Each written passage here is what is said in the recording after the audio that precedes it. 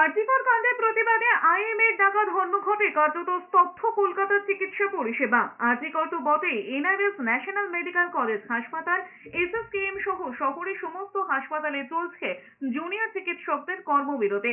MR Bangur multi speciality হাসপাতালেও বিচারের দাবিতে চলছে জুনিয়র চিকিৎসকদের অবস্থান বিক্ষোভ। তবে শুধু হাসপাতাল নয়, শনিবার চিকিৎসকরা নিজস্ব চেম্বারও বন্ধ রেখেছেন।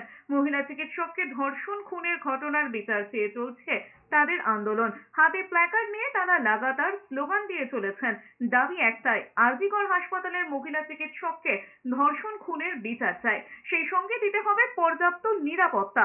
পাশাপাশি দোষীদের শাস্তি ও পর্যাপ্ত নিরাপত্তা না হলে আন্দোলন চালিয়ে যাওয়ার হুঁশিয়ারি দিয়েছেন আন্দোলনকারীরা। জরুরি বিভাগ ছাড়া আউটডোর অপারেশন থিয়েটার, ল্যাবরেটরি সবই বন্ধ রয়েছে, যার জেরে কলকাতার হাসপাতালগুলিতে ভোগান্তির ছবি ধরা পড়েছে। রোগীদের বাধ্য হয়ে ফিরে যেতে হচ্ছে। মিনিমাম যখন আমরা দেখব তদন্ত প্রক্রিয়া আমরা সন্তুষ্ট হব, তখন আমরা আন্দোলনের কথা তারপরে ইম্পর্টেন্ট বিষয় 14 আগস্টের ঘটনার পর জাস্টিসটা পাই, যে জাস্টিসটা দাবি করছে তারাই কি করবে, তাদের আন্দোলন মঞ্চ ভেঙে দেওয়া হলো। সেক্ষেত্রে অ্যাপোলজি ভূমিকা সেটাকে আমরা ইউটিলাইজ করেছি, তাদের অ্যাপোলজি মিনিমাম